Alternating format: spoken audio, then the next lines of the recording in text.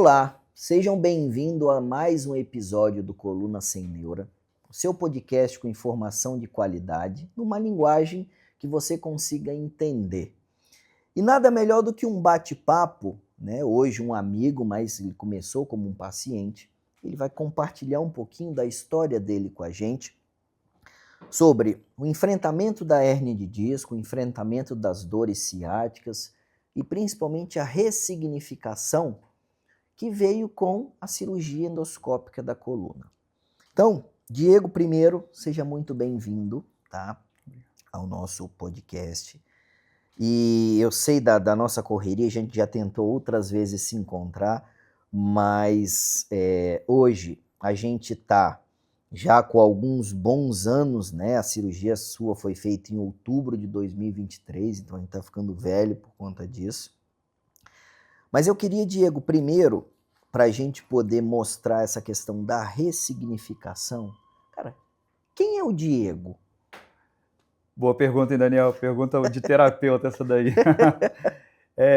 Meu nome é Diego, eu sou advogado, corredor amador, professor, estudante que acabei de sair do mestrado, eu falei, Deus me livre, agora eu entrei no doutorado. Eu sabia.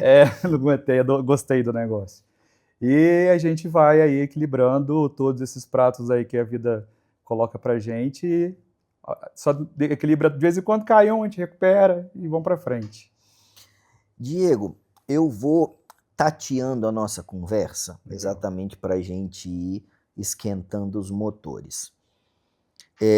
Eu vejo que, assim, desse tempo que eu já te acompanho, você já é um cara que a velocidade de cruzeiro da sua mente é alta. Então, cara, você faz um monte de coisa e tudo que você se prontifica a fazer, você faz numa qualidade máxima. Então, nada disso é mais ou menos. Obviamente que isso exige algumas coisas. Tem um custo. Tá, exatamente. E aí, como é que foi que a gente se conheceu? Daniel, eu sou corredor amador, né, como eu disse, e eu tinha atividade física na minha vida como algo rotineiro. 6 vezes na semana eu estava ali. E aí, quando eu comecei um processo de mestrado, e o volume de coisas para fazer era muito grande, eu ainda tinha um diagnóstico de TDAH não feito. Isso atrapalhou muito com relação à ansiedade, dar conta de tudo.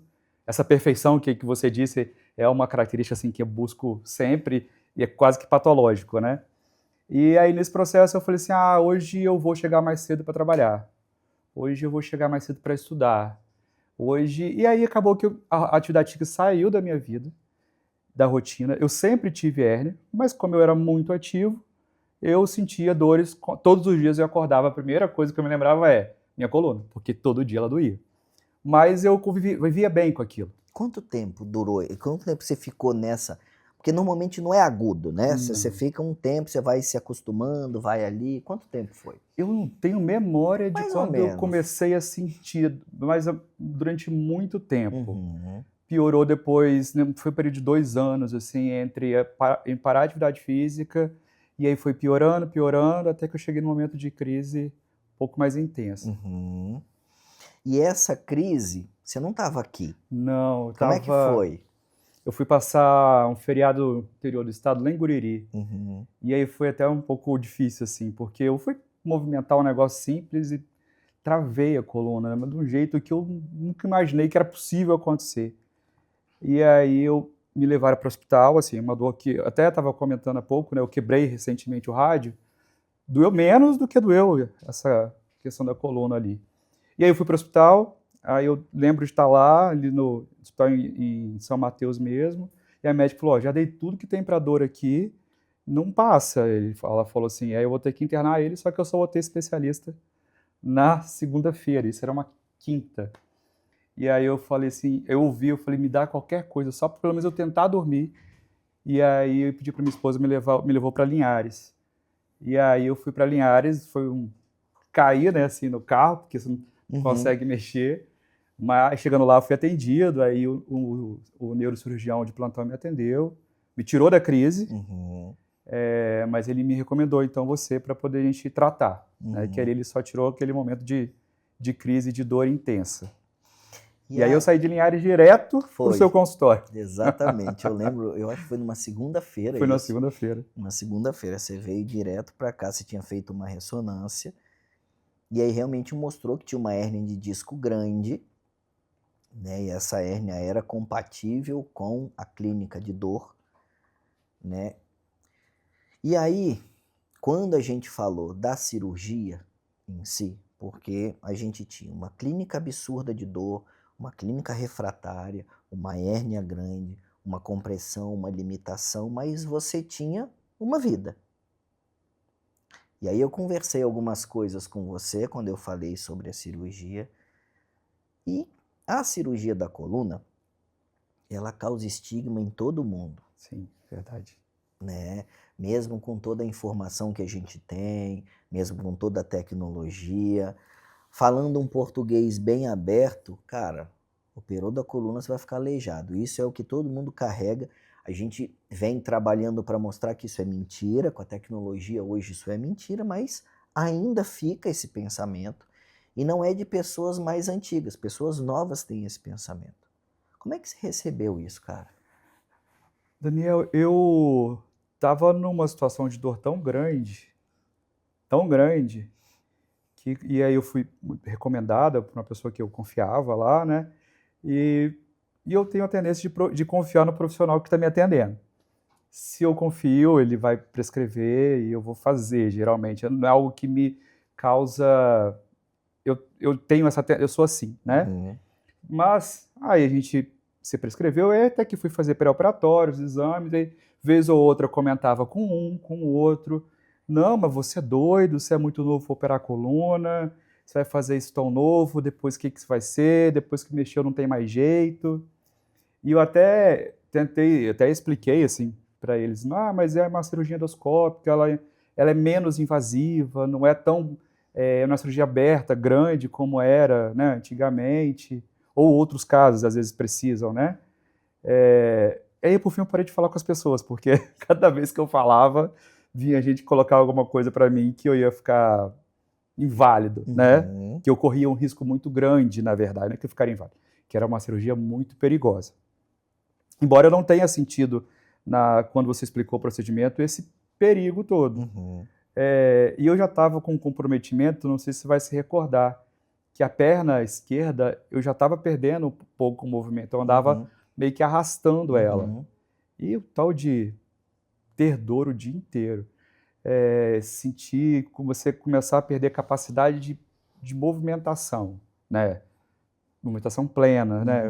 Então, eu acho que isso, para mim, me deixou bastante seguro, mas realmente, eu não tinha medo, mas as pessoas me advertiram bastante.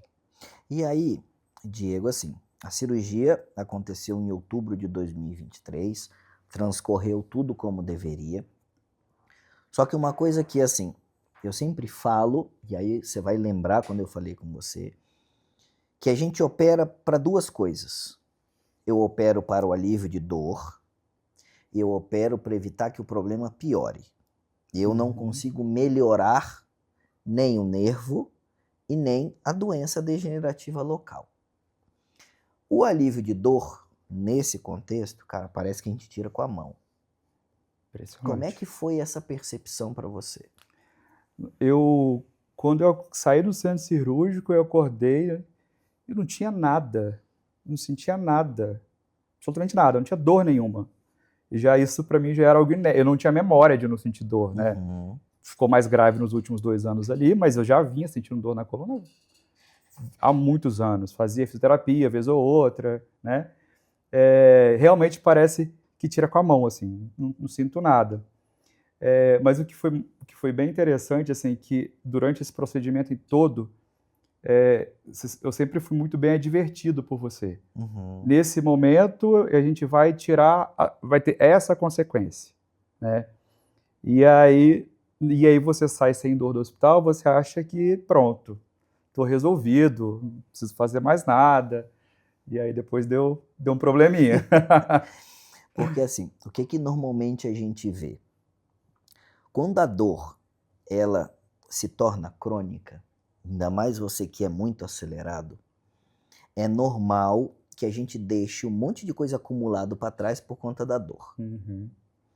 E aí, quando a gente faz uma cirurgia bem sucedida, o que normalmente a gente observa?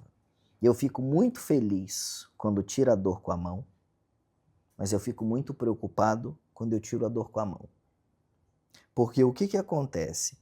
É normal, principalmente das mentes aceleradas, quererem colocar tudo em dia. E aí, você vai um dia, faz, não deu nada, outro dia, faz, não deu nada, outro dia, faz, não deu nada. O que aconteceu com você? Então, isso é engraçado, assim, porque quando você falou de tirar a dor, sumiu mesmo, né? E aí você falava assim, Diego, mas você precisa cuidar. Você falou, se eu não... O que eu fiz aqui vai resolver o seu problema ali. Mas se você não cuidar, vai dar errado. E aí eu tava com um monte de coisa acumulado, né? Eu continuei seguindo a vida. E aí você mandou fazer o quê? Pilates e hidroginástica. Hidroginástica, Daniel, foi difícil, né? Eu falei, tá, não vou. E aí eu voltei no pós-operatório, e esse acho que é um grande diferencial, assim, esse acompanhamento pós-cirúrgico, porque você não fica abandonado, né? Então eu voltei no pós-operatório, voltei a sentir dor, e aí você disse, eu te avisei.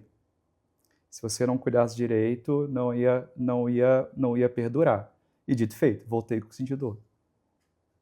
E aí, como é que foi, Diego? Porque assim, toda vez que a gente lida com a doença degenerativa, existe às vezes a minha intervenção, só que a sua participação ela é sempre importante. Então, a parte de perda de peso, de fortalecimento, de ressignificação dos hábitos de vida. Uhum. E assim, existe o entendimento quando eu falo, e existe o entendimento quando você sente a consequência do que eu falei que ia acontecer. Exatamente.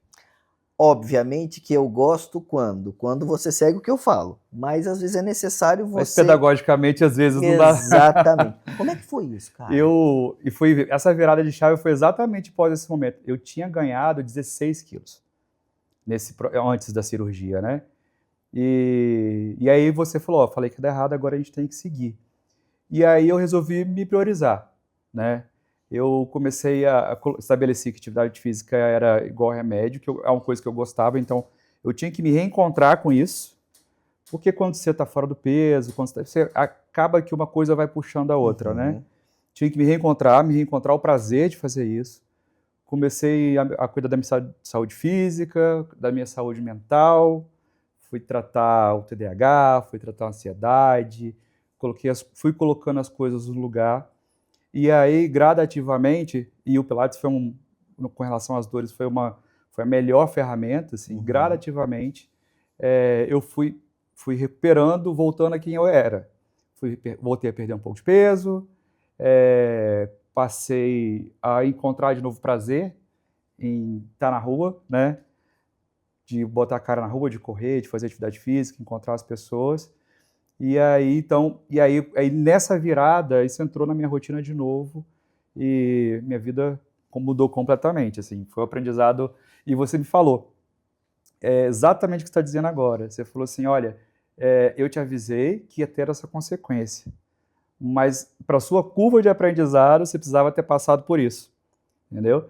E eu até me lembro, assim, que foi algo que eu até discuti depois com a terapia. Eu falei assim, com o meu psicólogo, falei, Arion, se preocupa não, que o Daniel já me explicou essa parte aí.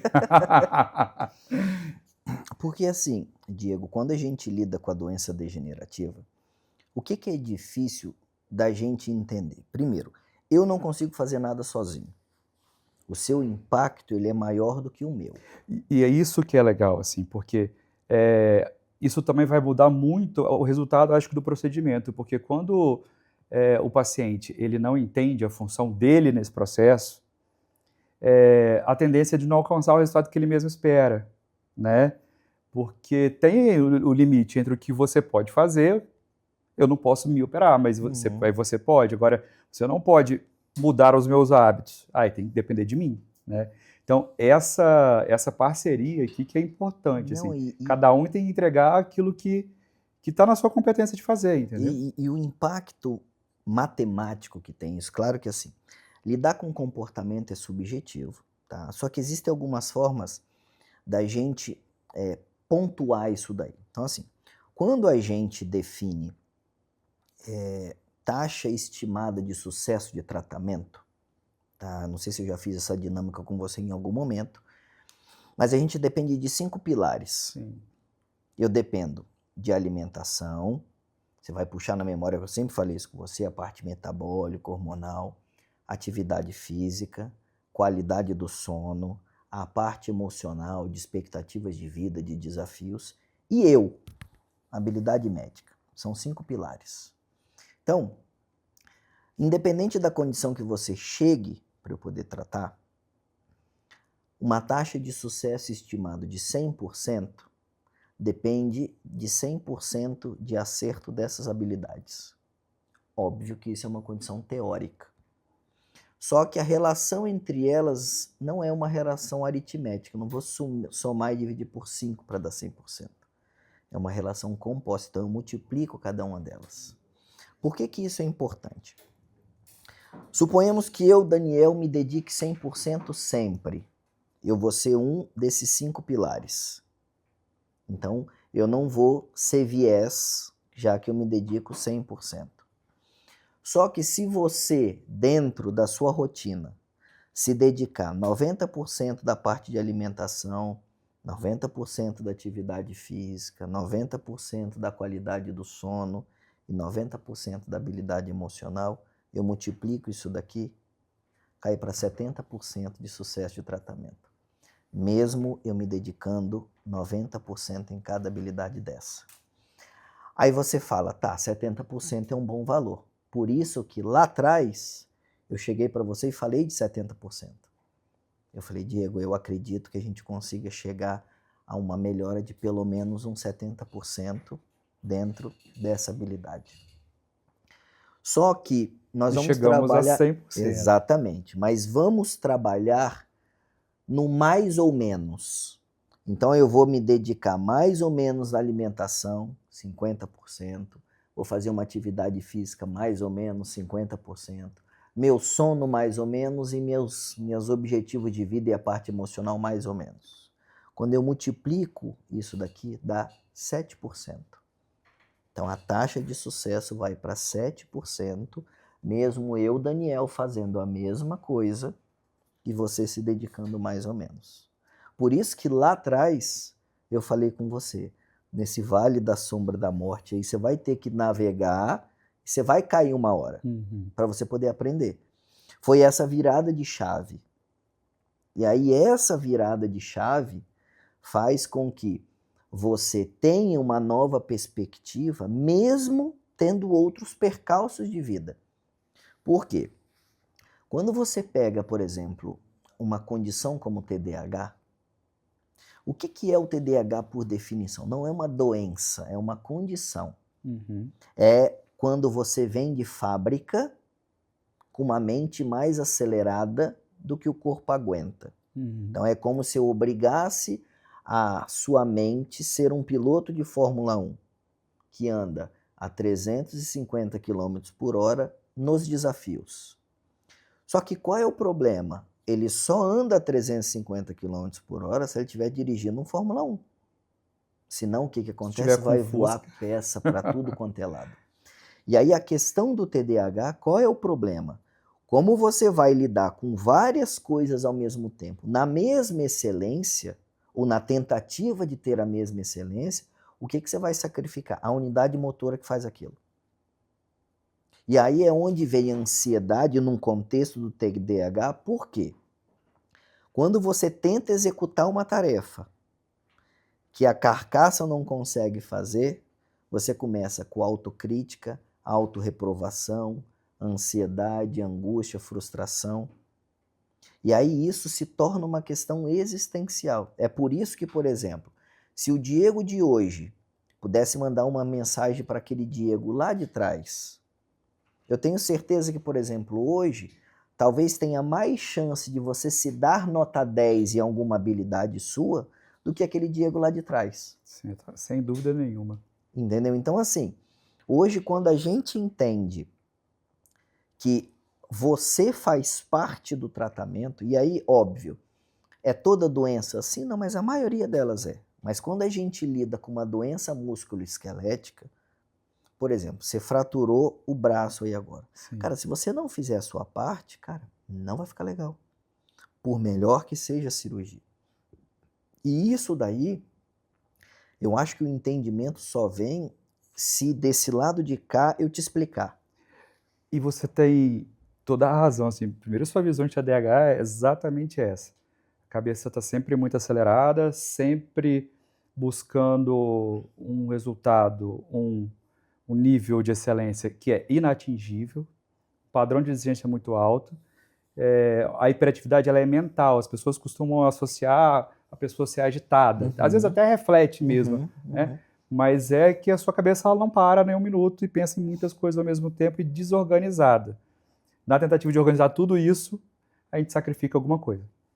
E quando fica disfuncional, que é quando você não consegue mais executar as atividades do dia a dia, a gente busca tratamento. E assim como acontece com qualquer outra patologia física. Eu só busquei o tratamento para hérnia, que eu já tinha muito tempo, quando ficou disfuncional, quando eu não conseguia mais fazer nada, né? E aí essa disfuncionalidade é que faz a gente tomar uma decisão, ou vou para cá ou vou para lá, né? Porque senão a gente certamente não alcança o resultado que a gente quer. E aí, assim, eu sempre digo, eu já te indiquei para outros amigos que passam por algo parecido, eu acho que nessa curva ali de aprendizado você tem um papel muito importante quando você diz, eu preciso te dizer. Porque você, a rigor, Daniel, seu trabalho acabou quando você me entregou ali no quarto depois da cirurgia, né? No máximo ali uma consulta de retorno, que na primeira estava tudo bem, e aí segue a vida. Mas você falou, volta aqui daqui 6 meses, 3 meses, que eu vou te acompanhar durante X anos, você falou, para saber como que esse nervo que eu mexi, ele vai se recuperar nesse tempo. Mas depois eu entendi que não era só para olhar o nervo, é para olhar, pedir benção e para você ver assim, olha, tá indo certo, tá indo bem, corrigir a rota. Então, eu acho que isso é uma característica que você tem no seu atendimento, que eu acho que faz muita diferença. A gente fala muito de atendimento humanizado, assim, mas eu acho que... E humanizar, para mim, é exatamente isso. Você olhar a pessoa, você olhar o paciente não só como na visão centrada unicamente ali na hérnia de disco. Você entendeu tudo isso, que eu compartilhei, né, as dores da minha vida com você, e você ajudou a conduzir isso, assim, como você faz com outras pessoas, certamente. Então, eu acho que, quando você diz, a gente tem que falar, e tem mesmo, assim, tomara que outras pessoas tenham essa visão do exercício da medicina e do trabalho, porque eu acredito muito que isso fez, não tenho dúvida que isso fez toda a diferença. Porque o que eu vejo, Diego, claro que assim, hoje, com tanto tempo de cirurgia, a gente mais é amigo do que médico-paciente, né? Então esse contato ele é importante para a gente ir acompanhando o processo degenerativo da coluna. Só que assim, o que eu vejo é que quando a gente começa a entender que a gente precisa adequar a performance do que eu quero com a mente que está aí, que é o pulo do gato. E isso não é só sobre a coluna propriamente Não, dita. não é. Assim. A coluna Quando é você uma entende forma... isso, Exato. você transfere isso para outras decisões e escolhas que você tem Porque que fazer na vida. hoje a cirurgia da coluna é uma ferramenta que eu tenho para mudar vidas e performances. Geralmente as pessoas precisam de mim quando estão no fundo do poço. Sim. Entendeu? Só que o que acontece? Primeiro que assim, eu acho bonito demais aquilo que eu faço. Então eu preciso que você cuide de uma coisa que eu fiz em você. Por isso esse acompanhamento que é bacana. E eu preciso que dê esse entendimento, por quê? É muito bacana quando eu vejo você falar bem assim, cara, eu fiz o que não devia, deu problema. Então a culpa foi minha de ter feito isso. Porque é muito complicado nos dias de hoje, nunca ninguém se culpa. Todo mundo fala, a culpa é de fulano de tal, a culpa é do Cosmo, a culpa é disso, daquilo. entendeu? Só que assim, hoje é muito bacana quando a gente tem o diagnóstico do TDAH, tá? E graças a Deus a gente vem avançando muito nesse entendimento, porque há pouco tempo atrás a gente achava que o que é o TDAH de hoje, que é exatamente o contrário que a gente achava lá atrás. O TDAH de lá de trás era o cara que ou era burro, ou era relapso, desorganizado, vagabundo. Então, isso era o TDAH de antes, que não tinha diagnóstico. Só que quando a gente entende que é exatamente o contrário, é aquela mente que ela é tão acelerada que é como se fosse mais energia do que a carcaça aguenta. E aí, por que eu acho isso muito bacana? Porque o que acontece? O TDAH, você não é TDAH sempre. Pega o exemplo da Fórmula 1. Ele não anda a 350 km sempre. Não, eu só sou TDAH sempre, mas eu consigo controlar e pesar no freio de vez em quando. Quando a rotação do motor diminui. Isso. Então, a questão é exatamente essa. Hoje, a rotação ela só diminui em situações que você não é colocado em estresse. Toda vez que você é colocado em estresse, a ferramenta que você tem é aumentar a rotação. Uhum. E aí a potência da carcaça que dita a regra. Então, por exemplo, hoje você está mais leve, mais forte do que o Diego lá de trás. Sim. Então, para encarar o mesmo problema, hoje você suportaria mais velocidade do que o anterior. Então, quando a gente entendeu que quanto mais forte eu tiver de carcaça, melhor é num contexto de TDAH, é onde a gente fala, cara, então eu teria 130 quilos de músculo? Em teoria, sim. E aí é onde você vê que o hábito de vida ele é tão importante como a terapia, como o remédio do TDAH. Porque o que o remédio do TDAH faz de uma maneira geral? É como se ele diminuísse a velocidade do motor, eu diminuo a lenta do carro. E eu até basicamente é isso. Eu até gosto bastante assim de... Não tenho problema de expor TDAH, eu tenho um filho TEA, que é autista, porque tem muita coisa que se diz assim como da coluna fala que você vai ficar aleijado, tem muita gente que acredita que se dê características dessa daquele transtorno, daquela condição, e não é assim, você pode ter características de uma coisa ou outra, sem que você seja. O ponto é da disfuncionalidade, né? Então, e acho que a gente acaba falando sobre isso, acaba até mostrando para as pessoas que isso de fato existe, isso não é história, né? Não é brincadeira de Instagram. E você dizia sempre isso mesmo, assim, que a carcaça precisa aguentar. E eu acho que se a gente não estiver bem fisicamente, mente são, corpo são, né? Se a gente não estiver bem, a gente não consegue. Mesmo que a pessoa não tenha nenhuma condição especial, mesmo que a pessoa não tenha nada limitante assim, né?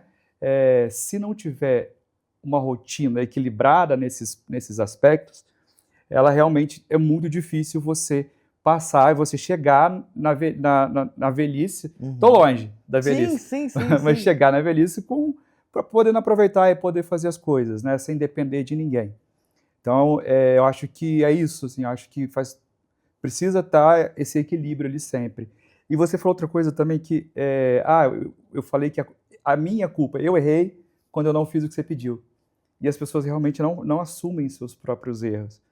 E eu vejo isso em vários lugares da vida, inclusive na minha profissão, né? Eu sou advogado e já trabalhei com alguns médicos, cirurgião plástico, e via de regra, quando o paciente tinha algum problema pós-operatório, foi ele que não cuidou, não foi na consulta, não fez o pós-operatório como recomendado, mas a culpa é de quem? É sempre do médico. Outros amigos fizeram cirurgia de coluna, mas às vezes o paciente tem uma expectativa que vai encontrar um resultado que não é possível de chegar. Ou o paciente tem na cabeça dele que o caminho para o tratamento dele é esse, fechado, entendeu? E aí essas coisas, a expectativa é a certeza de frustração, né? Então, essa expectativa é inatingível. E aí, por mais que você faça uma intervenção cirúrgica, pessoal, depois uma conversa em consultório, se não tiver esse encontro ali entre o que você está dizendo e um paciente que vai ouvir aquilo com valor, ouvir, escutar e realmente entender isso, também não funciona. Não, porque aí desequilibra aqui. depende, Diego, do momento que você ouve essa informação. Então, o que acontece?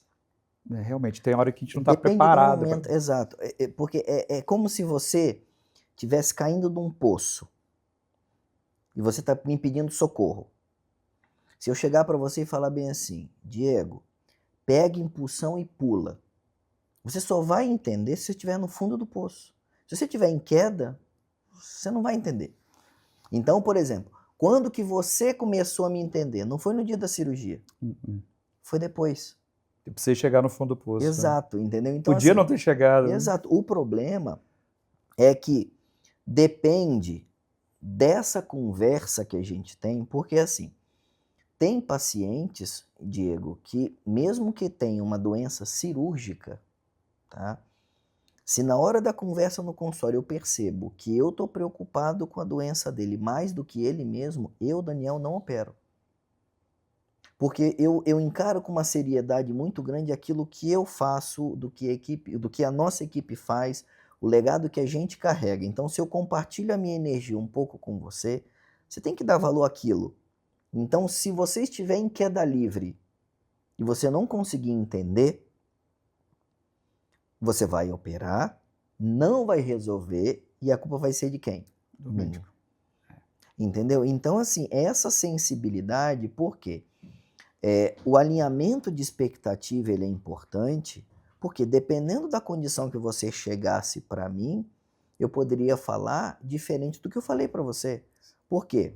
Suponhamos que você tivesse postergado mais a cirurgia.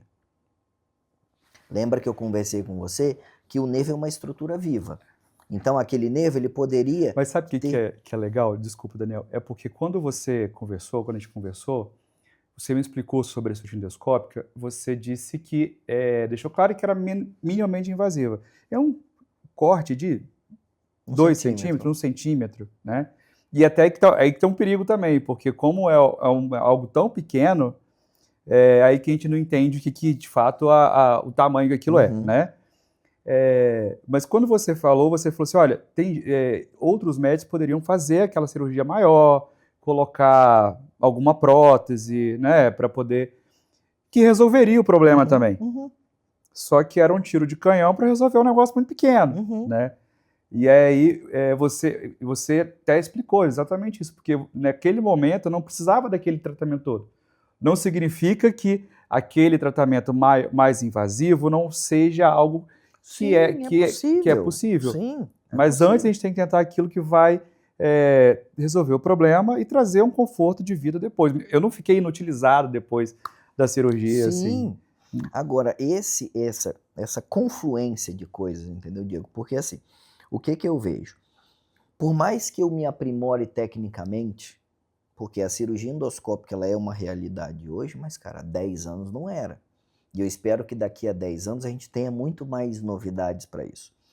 Só que eu sou um de 5 pontos. Então, o mais importante, suponhamos que a nossa cirurgia tenha sido há 15 anos e eu não tinha endoscopia, eu precisasse fazer com a técnica aberta convencional, por exemplo. Se você não tivesse a ressignificação, ia dar problema do mesmo jeito. Do mesmo jeito. Entendeu? Só que, como a cirurgia aberta convencional ela é mais traumática, você iria precisar de menos deslizes para descompensar a harmonia do problema. Essa que é a questão. E assim, isso daí, quando a gente entende, você vê que a gente teve tempo de recuperar. E eu vejo que, e aí a recuperação, ela foi uma recuperação muito boa, a ponto de hoje, ao meu ver, você está muito melhor do que sempre esteve. Hoje eu não lembro que eu tenho coluna, não.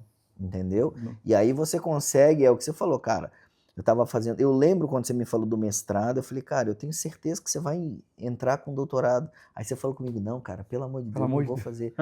Entendeu? Porque é da personalidade, você não É. sabe ser diferente. Agora, quando você incorpora o hábito de vida como o cuidado da carcaça mecânica para aquilo, porque o que Eu acontece? tenho dois momentos na vida, assim, de vários, mas dois que foram bastante basilares, assim, de comportamento. Primeiro foi a primeira maratona, né? O processo de treinamento para uma maratona, ele demora alguns meses. Você não acorda e vai correr 42 quilômetros, né? É um processo longo, né? De muita dedicação. E aí eu sempre pensava assim, cara, se eu conseguir correr a maratona, eu vou conseguir fazer outra coisa. Vou conseguir concluir esse mestrado. Vou conseguir, porque aquilo para mim foi um evento muito importante, assim, que teve todo um processo para chegar no momento final. E o segundo momento foi exatamente essa virada aí da cirurgia, porque e ali eu saí da maratona bem, forte, sem dores, né? E aí eu experimentei cair, chegar no fundo do bolso, precisar de uma cirurgia, que é uma cirurgia menor do que a gente imagina, mas é um procedimento cirúrgico, né?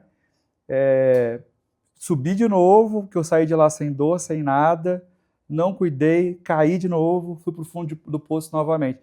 Então, esses dois eventos, assim, eles deixaram muito claro para mim a importância de manter esse equilíbrio. É até meio clichê falar em equilíbrio, assim, porque a gente nunca vai estar equilibrando tudo, né? Mas acho que quando a gente consegue manter o que é prioridade, Eu acho que é isso. porque você consegue estabelecer prioridade, aí você... O que eu percebo hoje, de tanto assim, eu tive o prazer de lidar com tantas realidades que acaba que eu consigo viver várias vidas tendo só a minha existência, porque você vai tendo essas trocas. E o grande erro que eu vejo que as pessoas cometem, e aí se você for puxar na sua história, você cometeu isso, a gente tem novos desafios, e eu começo a abrir mão do cuidado que eu faço com essa carcaça para poder realizar os desafios. Então é o que você falou, eu vou chegar mais cedo, eu vou trabalhar até mais tarde, eu não vou me alimentar, eu não vou dormir bem, eu não vou fazer isso. E aí você vai tocando, Só que esse é a receita para o problema. É só contar na ponta no relógio que vai dar problema. Receitinha de bolo. A questão principalmente num contexto de TDAH, a visão que a gente tem que ter é exatamente o contrário. Então, quanto mais tarefas eu tiver que fazer, mais eu preciso dedicar de cuidar da carcaça que executa aquilo. Ah, mas é pouco tempo. Cara, é por isso que você precisa cuidar. Por quê? Se eu consigo executar uma mesma tarefa em menos tempo, com a mesma qualidade, me sobra tempo para fazer as outras. Quando a gente lida com performance, é isso. Hoje eu não acredito nessa coisa do pouco tempo, sabe? Assim, eu acho, depois de passar por tudo isso, eu acredito que você consegue colocar no seu dia aquilo que é prioridade para você. E então, atividade física, prioridade para mim, estar em casa, eu tenho 2 filhos, né? E as crianças começaram a reclamar. Ai, pai, você tá chegando muito tarde, não te vejo mais. Às vezes, final de semana, passar o final de semana inteiro em volta disso, de estudar, né, de fazer ou trabalhar. E aí acaba que você coloca tanta coisa no dia que você não faz nenhuma coisa inteira direito. Então, eu não estava estudando bem, porque eu estava ansioso com um monte de coisa. Não estava trabalhando bem, porque eu estava trabalhando, estava pensando nas coisas que eu estava devendo lá do trabalho, do estudo. Estava falhando como pai, porque eu não estava presente quando eles queriam que estivesse. Com a minha esposa também, porque eu estava menos em casa, sobrecarregava ela com as demandas das crianças e da casa. Ou seja, nada funcionava. E aí, para o TDAH, isso é péssimo, né? Porque a autorreprovação fica lá em cima. Aí eu falei, não está funcionando. Então eu falei, eu estabeleci na minha vida rotina. Manhã, entre 5h30 e 6 horas, 7 horas, atividade física. A parte anterior da manhã, eu chego no escritório cedo, até umas 9, 10, estudava. De 10 a meio-dia, fazia ali dava uma organizada no trabalho, ler e-mail, responder, enfim, dava uma organizada. À tarde, ficava no trabalho, focado a tarde inteira. Às 18 horas, invariavelmente, eu saía para buscar meus filhos na escola. Chegava em casa no fim do dia, extremamente mentalmente esgotado, né? Mas eu conseguia viver tudo isso, todos esses personagens que a gente vive, né, assim, ao longo do dia, e chegava no final do dia cansado mentalmente por tanta coisa que acontece, mas bem, né? E aí uma noite de descanso, dormia melhor, né? O cansaço também ajuda a gente a dormir melhor. Sim. E aí a rotina voltou. Então eu não acredito mais, eu tenho tanta coisa que não cabe no meu dia. O que não couber, que não deu para fazer naquele dia, porque não é para fazer. E também ninguém vai morrer se ficar para amanhã alguma coisa ou outra, né? E aí isso eu acho que esse que é o negócio, assim. E dessa rotina inteira, tudo é importante, né? Mas a primeira coisa o que mais me faz desmoronar é falhar com o cuidado da atividade física. Sim. Porque é o momento que eu estou fazendo bem para o corpo, mas é o momento que eu estou comigo, que é meu momento. Estou correndo, aí eu penso, eu converso com as pessoas, ou vou funcional, vou pro Pilates, enfim, é o momento que a gente tem pra gente, assim. Então eu acho que essa rotina, ela me ajuda tanto fisicamente como para manter equilíbrio pro resto do dia. Não, e eu acho, Diego, quando você chega nesse estágio, tá? Percalços podem acontecer na vida, outros braços podem quebrar, cara, não vai mudar em absolutamente nada. A vida não é uma constante. Porque essa questão filosófica, né, de conheça-te a ti mesmo, é quando você entende que só assim você consegue fazer o bem para alguém, porque se você não estiver bem com você, não dá para fazer, entendeu? E é onde você começa a entender a condição do TDAH. Porque é onde você vê que, cara, aquela velocidade acelerada da mente, eu nunca vou conseguir o controle, só que eu consigo ir rodando os pratos. Isso aí. E eu escolho os pratos que eu vou rodar. Em teoria, eu conseguiria rodar 50? Na mente, sim. Na prática, não. Então, é onde você vai vendo essas coisas, o tocar novos projetos. Então, isso daí, cara, é a habilidade do jogo. É quando a gente começa a falar de performance. Então, quando eu comecei a me dedicar à doença da coluna, foi exatamente que eu vi que, cara, o nosso cerne é a coluna. Sim. E o cerne da mente depende da coluna e dos hábitos de vida.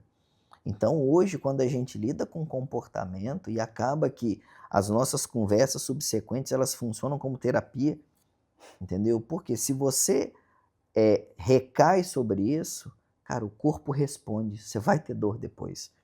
Tanto é que se você for puxar na memória os momentos que você dá uma certa aliviada nos treinamentos e acelera em alguma coisa, cara, você vai sentir o desconforto.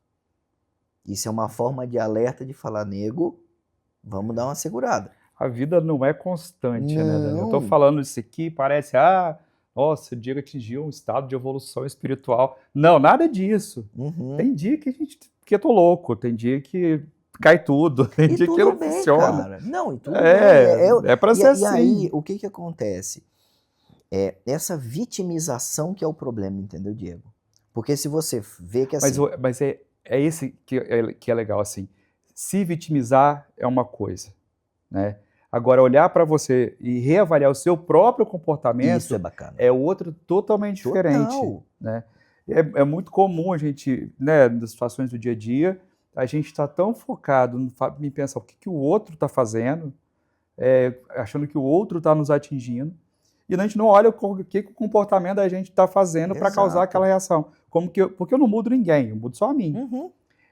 Às vezes a gente está tão preocupado em falar que estou sentindo dor, que a gente não olha para a gente e fala assim, tá, mas o que eu estou fazendo para contribuir para essa dor aqui? O que eu estou fazendo para poder efetivamente fazer essa dor deixar de existir? Entendeu? Então, esse vitimizar é uma coisa, né? olhar para você mesmo, para poder se questionar o que está acontecendo. Cara, isso é fundamental, Diego. E eu acho que assim, e eu fico feliz de ter sido quem ajudou você a ter esse clique, entendeu? Porque assim, acaba que nessa trajetória, eu estou aqui desde final de 2011, 2012, você já tem bastante tempo dedicado à cirurgia de coluna, a gente já vem juntando vários amigos. Uhum. E ver, por exemplo, uma mente brilhante se desperdiçar porque ela está conectada num corpo que não está sendo cuidado, cara, dá tristeza de ver isso. É verdade. Entendeu? Porque eu tenho certeza que se você pudesse mandar um recado pro Diego lá de trás, Te cuida, legal. só isso que você ia falar, cara. Só isso. Por quê? De lá pra cá mudou o quê? Só a carcaça. Só a carcaça. Porque a personalidade ela não mudou. Por exemplo, você sempre foi TDAH. Sempre. Você só não entendia o que Você era. não sabia o que era isso. Você sempre foi. Só que aí é um problema que, tipo, imagina, você ficou uma existência grande mal entendido, porque você não sabia o que era. Você sabia que era um treco que, tipo, era muito eu mais... passei a vida achando que eu era burro. É isso. Porque não é possível, eu acabei de ler isso aqui, eu não lembro. Entendeu? Não é possível. Aí conversando com as pessoas, você leu o livro tal, o autor fala tal coisa. Eu falei, como que as pessoas sabem o nome do autor? Não consigo. Era um negócio... Era funcional, né? Assim, afinal de contas, eu passei no vestibular, fiz faculdade. Sim. Só que era tudo muito mais penoso. Difícil. Era muito penoso, até ficar realmente disfuncional. Que aí depois que você entende o jogo, você vê que era uma perspectiva diferente. E aí é onde a gente vai começar a jogar uma forma diferente. Mas a gente voltando aqui no autoconhecimento de olhar pra gente mesmo, sabe? Porque, Daniel, quando você entende o jogo, né, você começa a olhar diferente. Então, eu vejo tanta gente também, assim, que TDAH, ou autista, ou qualquer outra coisa, às vezes até uma condição física, que ela que fica tão escondido atrás desse diagnóstico, que acaba assumindo um monte de característica que propriamente não é dela. Usa aquilo como bengala para tudo. E agora, quando você entende o cenário e você fala, como que eu vou me comportar a partir daqui, é totalmente diferente. E você sabe quem me ensinou isso? Meu filho hoje ele tem 13, e aí a gente fechou o diagnóstico dele de autismo, acho que com 10, e ele não se entendia, né?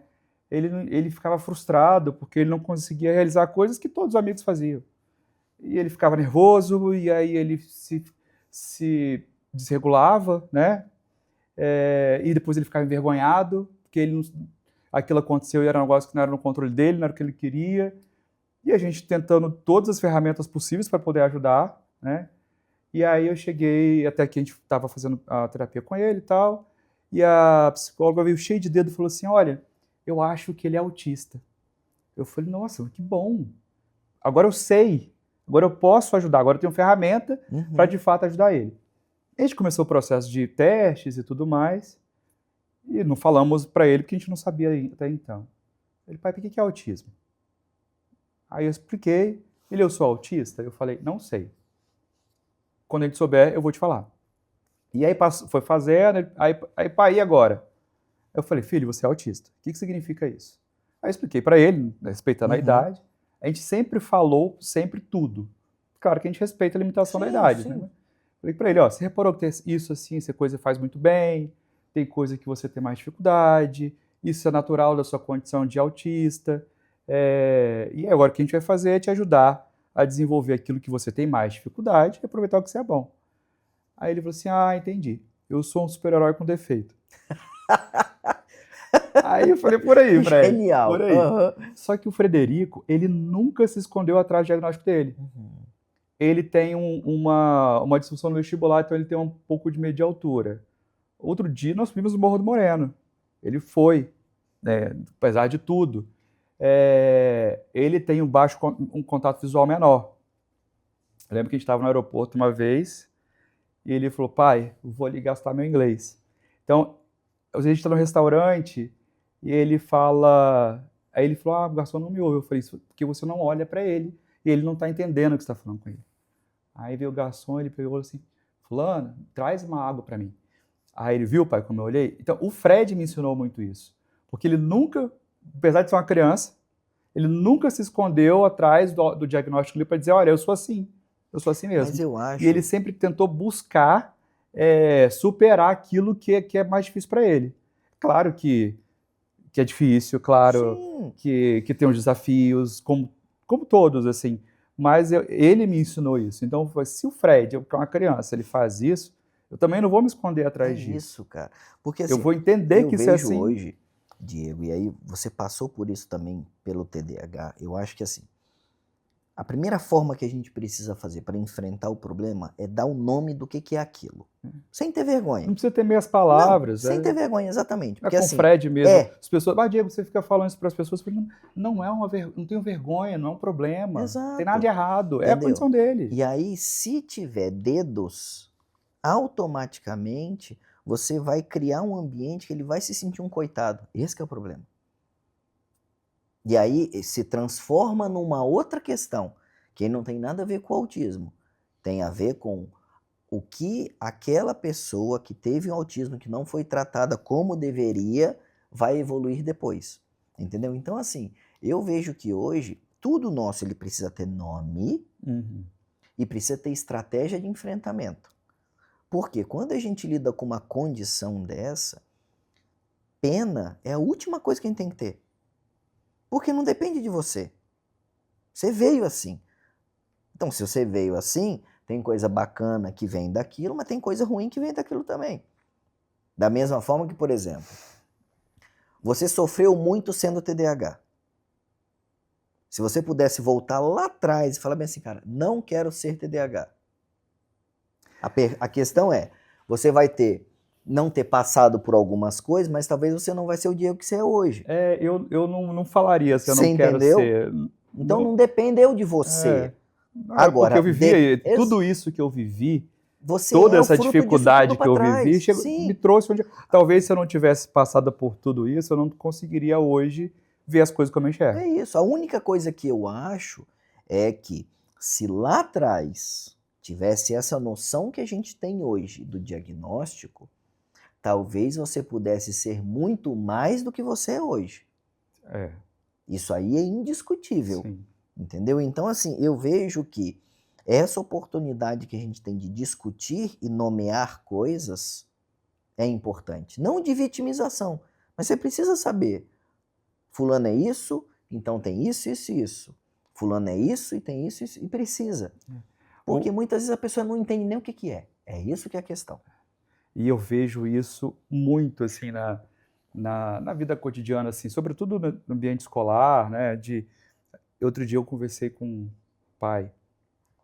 A gente não pode sair diagnosticando os outros, porque a gente não é profissional para isso. Só que a gente vive nesse mundo, então assim, a gente olha assim, olha, tem alguma coisa ali que precisa de atenção. E o menino era nitidamente um TDAH, com várias dificuldades, assim, várias limitações. E aí, conversei, o pai perguntou, ele falou assim, ele é TDAH, tal, não sei o quê, Aí eu falei assim, e vocês comunicaram na escola? Ele, não comuniquei, a gente não quer falar. Eu falei, ele tá tratando com quem? Eu falei, a gente não quer dar medicação não, porque eu acho que é muito cedo. Aí eu tava num dia meio atravessado, assim, eu falei que eu não vou ficar metendo na vida dos outros, mas não aguentei. Eu falei assim, olha, essa decisão que você está tomando é a pior maldade que você pode fazer com seu filho. Você vai obrigar ele a viver uma vida inteira, até a hora que você achar que vai resolver tratar, uma vida inteira de sofrimento desnecessário. Porque isso é uma condição dele, assim, você vai abandonar?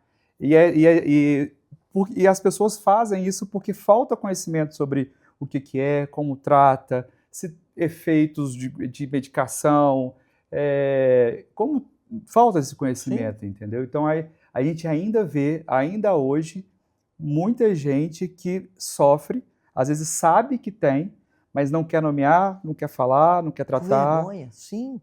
E aí, se você não passa para a escola, por exemplo, onde seu filho estuda, como é que você quer que eles vão lidar com essa criança? É difícil, né? É por isso que E aí a culpa é de quem? É da escola. É isso, exatamente. Entendeu? Não é minha que eu não estou tratando, não é minha que eu não estou... É essa terceirização da culpa que é o problema. Então eu acho que assim, hoje, claro que se a gente for discutir sobre isso, a gente vai ficar aqui até amanhã, porque é um papo que eu acho muito bacana, porque eu acho que assim, a mente humana ela encanta.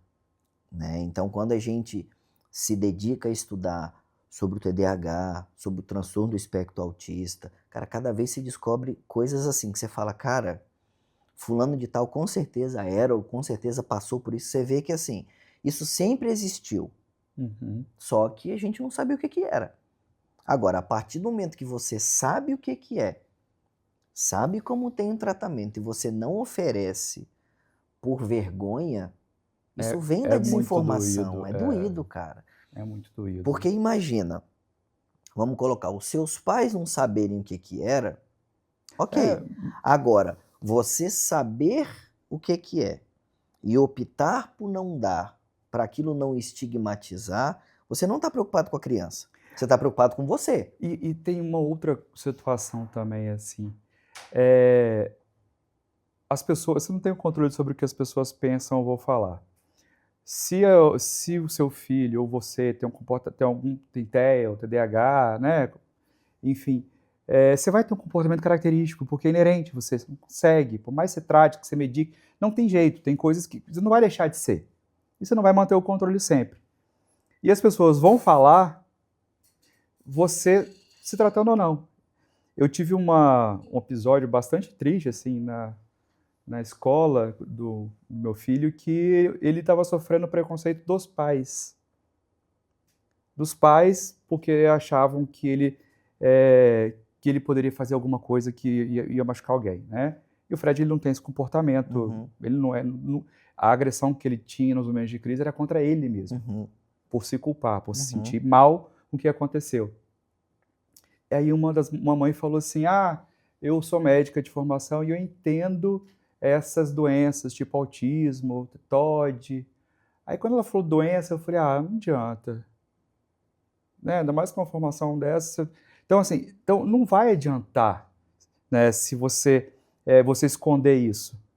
Porque você falando ou não falando, as pessoas vão reagir do jeito que elas carregam nelas, entendeu? Cada um carrega muita coisa.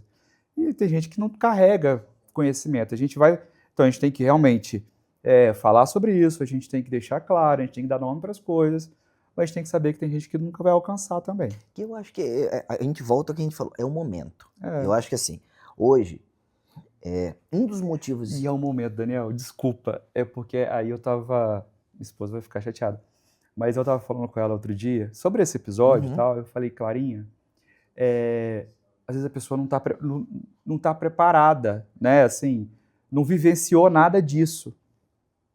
Eu lembrei para ela, tinha uma criança no nosso prédio, que era vizinho, e que ele ainda estava... Ele é autista também, mas a gente não sabia, meu filho era menor, então às vezes ele desregulava e tal, aí a gente falou assim, Fred, evita brincar com fulano, porque fulano te bate, te faz não sei o quê. Aí eu falei, a gente foi essa pessoa. Sim, A diferença é que não sai falando mal para as pessoas por aí, né? sim, sim. Mas a gente foi defender ali o nosso, né? Falou, se preserva aqui. Aí ela falou assim, Diego, nesse momento eu não quero ter razão. Mas é eu só difícil. quero ficar indignada. É porque o que que Porque é dolorido acontece, você ver o cara? seu filho passar por Claro, uma assim, coisa assim, dessa. o bom senso, de uma maneira geral, a gente usa só quando beneficia a gente. Quando não vai beneficiar a gente, você precisa ter um nível de maturidade intelectual muito maior exatamente para discutir isso. Só que assim, hoje, você consumir conteúdo de qualidade também dá trabalho, E porque a gente está sendo bombardeado por um monte de besteira. Agora, se a gente não tiver oportunidades de discutir isso daqui, por quê? Por exemplo, isso é um tema que eu gosto muito de conversar sobre isso, porque tem tudo a ver com tudo que a gente faz, entendeu? Agora, a gente vai atingir todo mundo, cara? Não, não. mas se atingir pessoas do seu nicho e do meu nicho, já valeu a nossa conversa. Porque eu vejo, Diego, que, cara, a gente precisa dar nome às coisas. Porque o estranho te causa repulsa. Então, quando está acontecendo alguma coisa e você não sabe o que que é, as pessoas vão se afastar ou vão tratar mal. É do comportamento humano E você fazer não vai isso. saber nem entender o que está acontecendo. Exato, entendeu? Agora, eu tenho pena, por exemplo, um profissional da área da saúde hoje não saber isso me causa estranheza. Tenho, por exemplo, um adolescente, uma pessoa de 20 anos, um não profissional da área da saúde, cara, tudo bem. Agora, você tem hoje excelentes ferramentas gratuitas na internet, exatamente para poder conversar sobre isso numa profundidade muito maior do que a gente está fazendo aqui. Então, você não saber lidar com isso, cara, é muito pequeno, entendeu? Eu acho que assim, a gente tem que evoluir enquanto pessoa, exatamente para a gente conseguir evoluir enquanto comunidade. Então, assim, hoje quando a gente lida com todo esse espectro dos neuroatípicos, vamos colocar assim, você começa a ver que você pode ter nuances de algumas coisas sem necessariamente ter um CID. Exatamente. Entendeu? Por quê? Porque muitas vezes não é uma doença, é uma condição. E aí, sendo uma condição, cara, se eu não entender e adaptar as coisas, entendeu? Então, assim, eu acho muito bacana essa visão, eu acho muito bacana essa visão crítica com você, eu acho muito bacana isso que você está passando para o seu filho e para as outras pessoas ao redor, porque, assim, faz com que vale a pena. Vale. E olha que legal. Lá em casa, como eu disse, assim, a gente sempre falou sobre todas as coisas.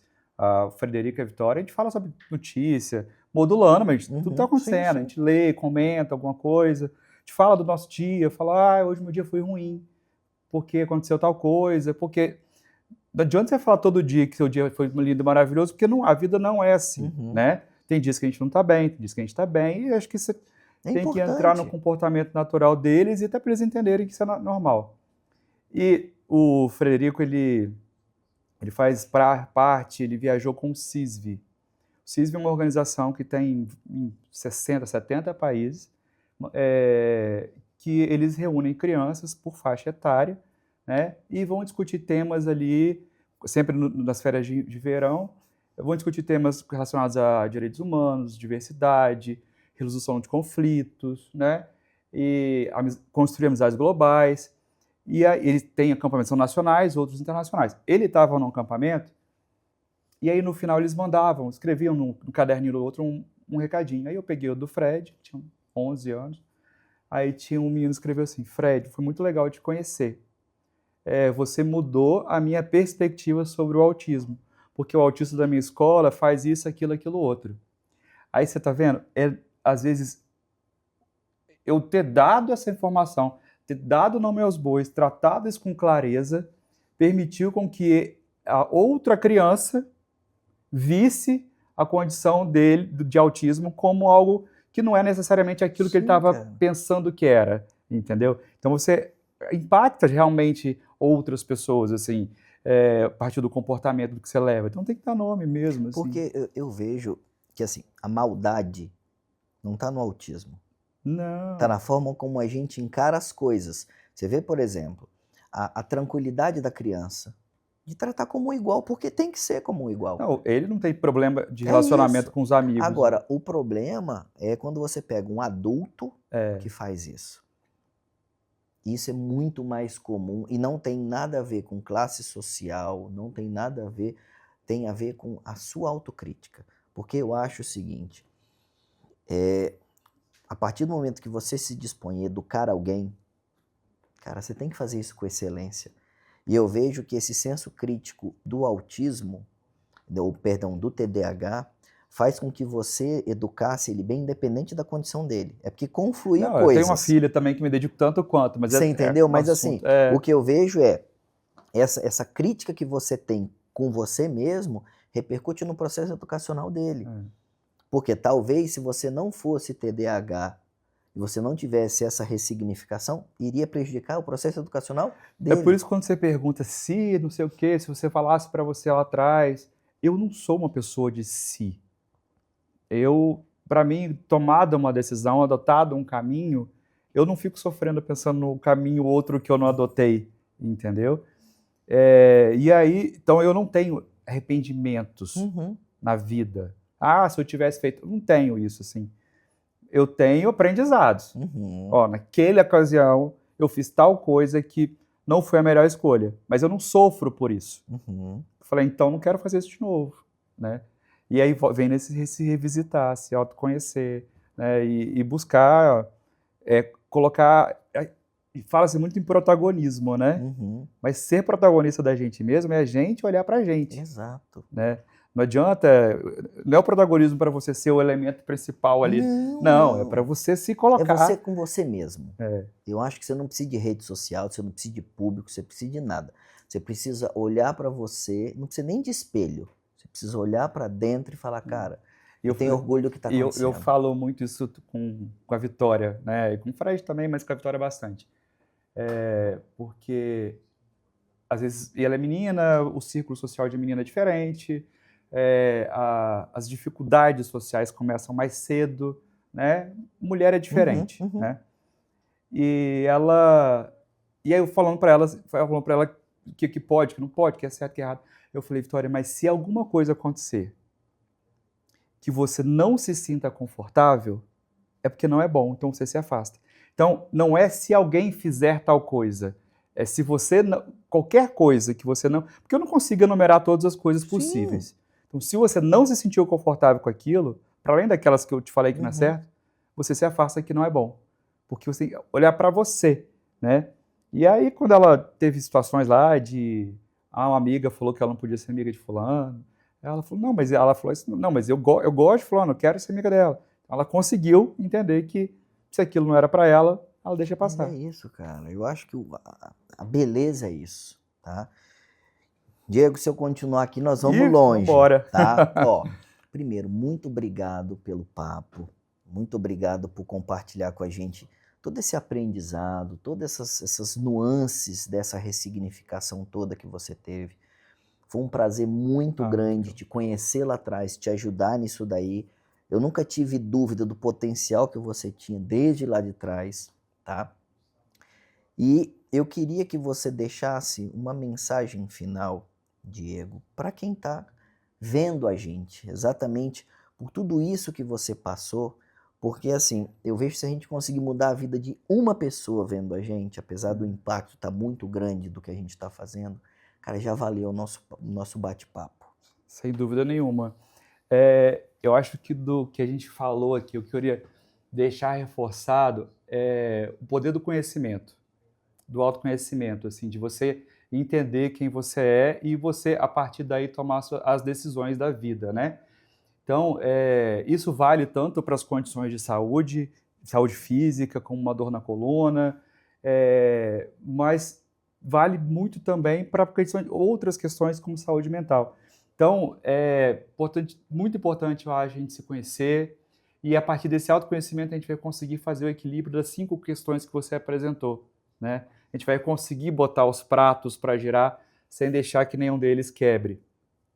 E buscar, e acho que é isso que é a grande mensagem, e estar sempre aberto para poder ouvir as pessoas de forma realmente ativa, uma escuta ativa, né? Então, acho que é isso. Foi um prazer estar aqui com você. Amigo, muito obrigado. Te agradeço demais. Tá? Você fez uma diferença muito grande na minha vida.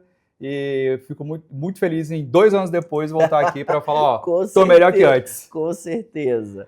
Gente, até o nosso próximo encontro e até lá.